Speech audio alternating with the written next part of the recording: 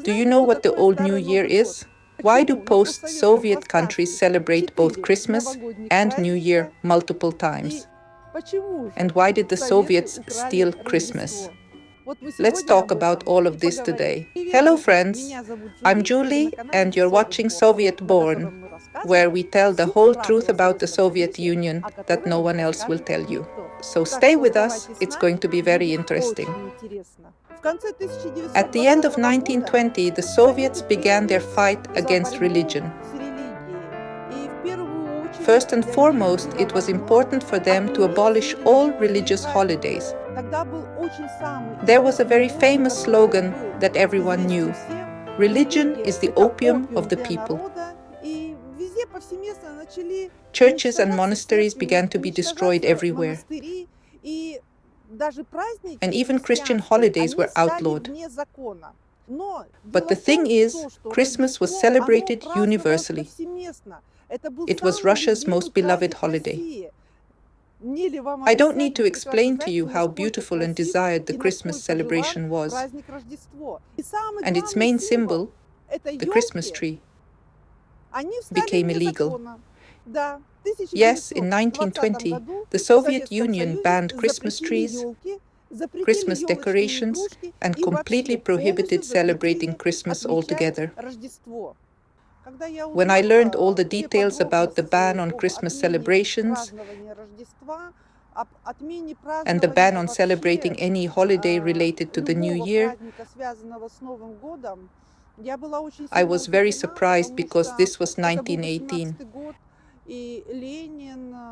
and Lenin came from a noble family. For him, Christmas should have remained, as it does for any child, one of the brightest and most wonderful holidays. Because in Tsarist Russia, Christmas was celebrated beautifully, with trees, ice towns, festivities and gifts. It was truly a beautiful family holiday.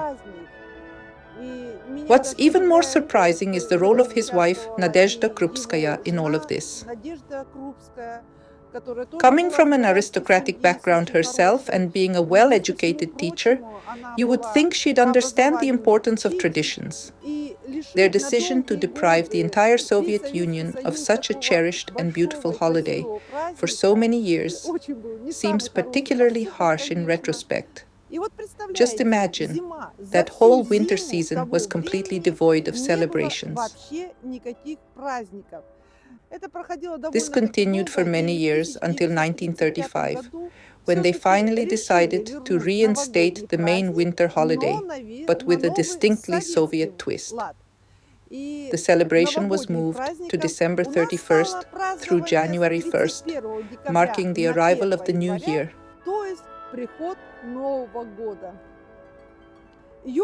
They brought back the Christmas tree, but with significant changes. The traditional angels that had topped the tree in Tsarist Russia were replaced with a red star, and new holiday figures were introduced: Ded Moroz and his granddaughter Snegurochka. Life had become considerably more stable by 1935, and there was a growing need to establish some form of official celebration. I believe they also recognized that people were still secretly observing these holidays in their homes. This underground celebration likely influenced their decision to officially bring back what would become our most beloved holiday tradition.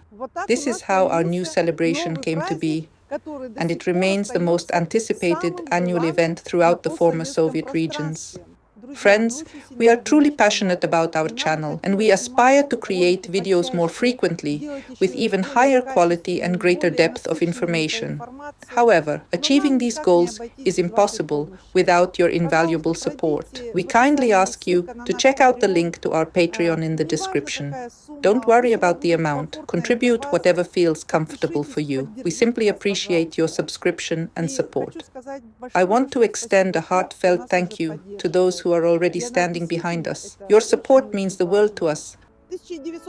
In 1918, the Soviet Union was still operating under the outdated Julian calendar system.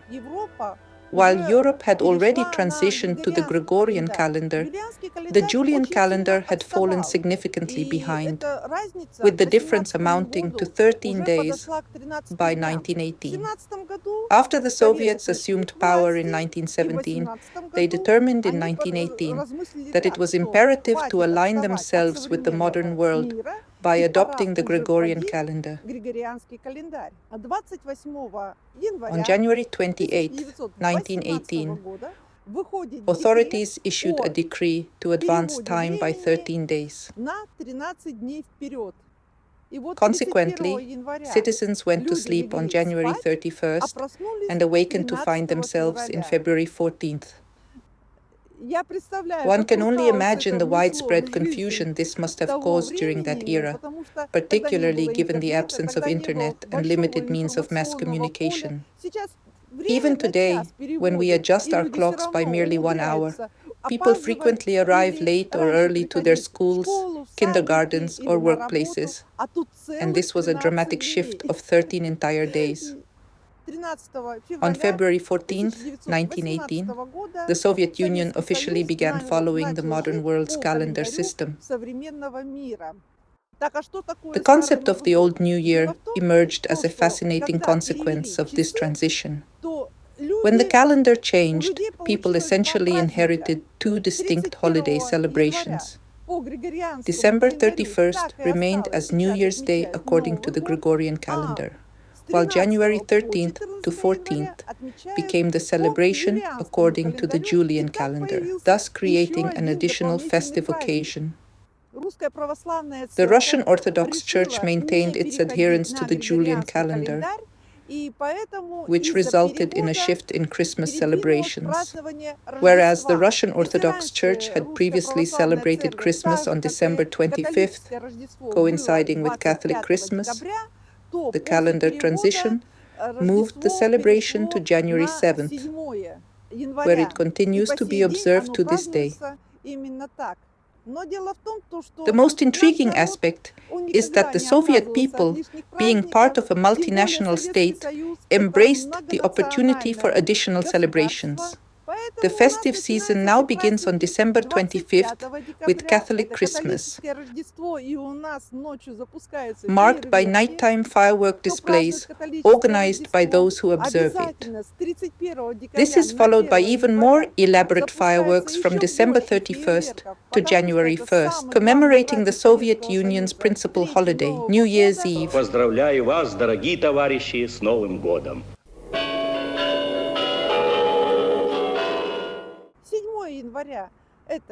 January 7th brings Orthodox Christmas, accompanied by further fireworks celebrations.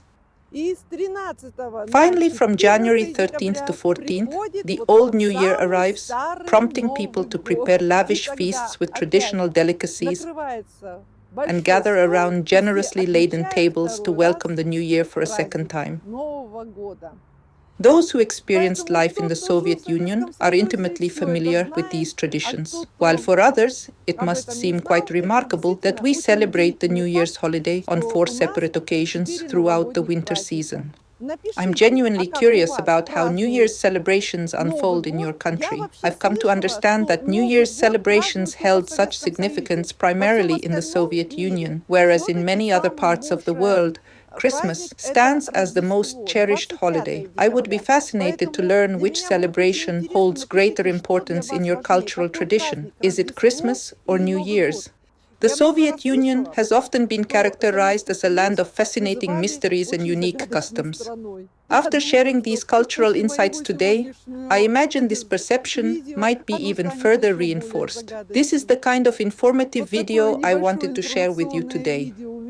I'm particularly interested in knowing which holiday holds more meaning for you. Are you more drawn to the celebrations of New Year's Eve or the traditions of Christmas? Please share your thoughts in the comments below. This has been Julie. И до новых встреч!